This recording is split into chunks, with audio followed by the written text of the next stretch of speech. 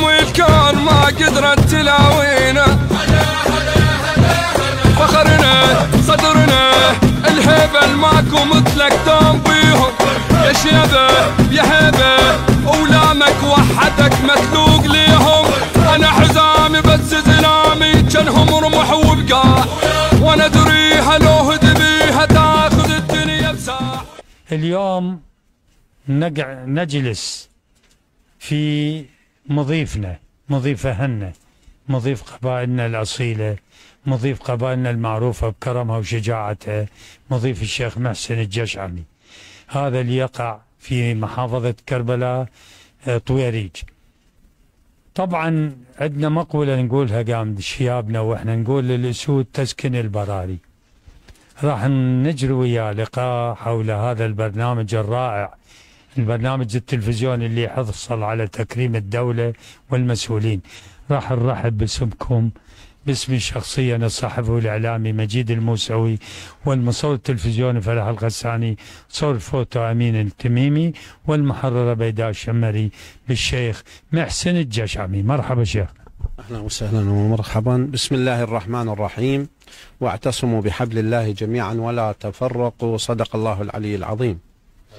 في هذا اليوم الثالث من شهر رمضان المبارك، شهر الله، أعاده الله علينا وعلى جميع المسلمين بالخير والبركة، باسم شخصيا وباسم العم الأمير عبد الله ناصر الثويني، أمير عام عشائر قبائل الجشعم في العراق والوطن العربي. نرحب بكادر فضائية الشبكة وخصوصا الأستاذ مجيد الموسوي. أهلا وسهلا ومرحبا بكم من مدينة الإباء، مدينة الشهادة، مدينة الأحرار، مدينة الإمام الحسين عليه السلام وأخيه أبو الفضل العباس. أهلا وسهلا ومرحبا بكم. يا مرحبا سيدنا.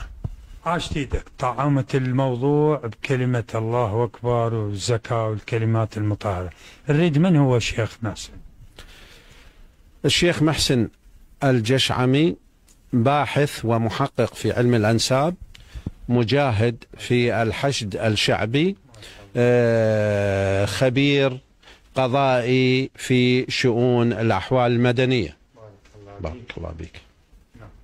شيخنا، ايش تعني لك اليوم ببلد مسلم وبعد ايام راح تصير ذكرى مال الامام الحسين عليه السلام، هاي تصير قبلة المؤمنين. ايش يعني لك هذه الشغلات اللي دخلتها قوة الشر، المخدرات اللي هي محرمة دوليا وشيعيا واسلاميا مدنيا؟ ايش تعني لك وشنو رسالتك للشباب؟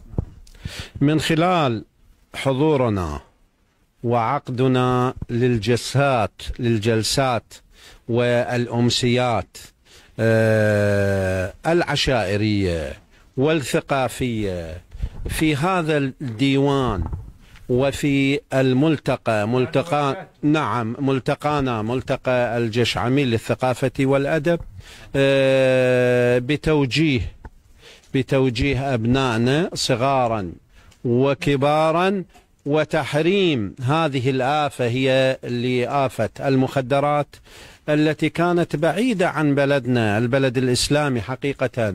ونخص بالذكر محافظتنا المقدسة النجف، محافظاتنا المقدسة النجف الأشرف، كربلاء، سامراء كذلك. حقيقة متواصلين كشيوخ عشائر مع أبناء عشائرنا، مجالسنا نعم مستمرين في التوجيه والتوعية ضد هذه الآفة الدخيلة على هذا البلد العربي الأصيل صاحب العادات والتقاليد الأصيلة حقيقة. نعم شيخنا، احنا ديننا دين إسلامي، وأول رسالة انطلقت من العراق، أنت بالأنساب تعرف. وأول عشائر معروفة بالعراق من أصل وفصل، تاريخ بقى ثورة العشرين وقبلها بيت خمندار، بيت سعد خان، بيت محمد العريبي، بيت يعني ذولا السرمد، وهذولا بيت مازن حبيب الخيزران، وهاي كلها ولا زالت مستمرة. شنو الغير ظاهرة قبائلنا اللي قام قبل يقول لك خذ بالبخت؟ قل له شنو الغير هاي الفصول الخيالية؟ سيدي الكريم السائل، بخصوص تغيير عاداتنا وتقاليدنا، العفو، احنا لازلنا متمسكين وموجهين رعيتنا بالالتزام في عاداتنا وتقاليدنا القديمة. وهنا موضوع هو التعالي في الفصولات حقيقة. بعض من يعني خلينا نقول تسلط على المشيخة، دخلاء على المشيخة، دخلاء على العشيرة، قام بطلب أو هذه الفصولات اللي العالية حقيقة. وإحنا كما تعلم سيدي الكريم تربطنا عادات وتقاليد، وعندنا قانون عشائري هو الثانية العشائرية وضوابطها، قد السناين قديما وحاليا. في كربلاء المقدسة سنة ثانية قبل 4-5 سنوات، وتعممت على محافظات الفرات الأوسط ومعمول فيها حاليا حقيقة. وندعو محافظاتنا الأخرى أن تسير بالنهج الصحيح، عشائرنا بالنهج الصحيح، والابتعاد عن الفصولات العالية حقيقة، واتباع القانون والسواني العشائرية التي أقرت من أصحاب الحظ والبخت المشايخ الوصلاء. شيخنا باختصار، الدقة مرغوبة بديننا لو دقة خيالية ودخلتها قوى الشر تريد تفكك نسيل؟ هل هي إرهاب لو هي حقيقة؟ وأنا اقترحت على وزير الداخلية إن شاء مكتبيا بالرصافة والكرخ وبالمحافظات لتلبية شكاوي المواطنين حول الدقة.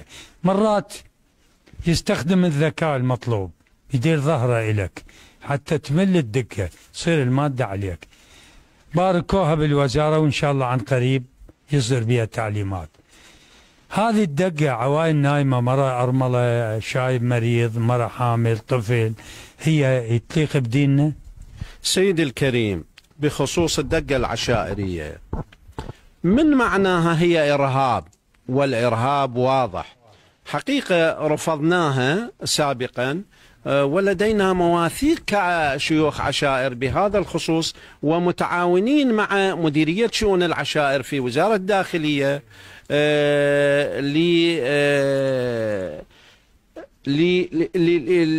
لوضع آلية صحيحة بدل الدقة العشائرية، وهي تقوية القانون، قانون الدولة حقيقة.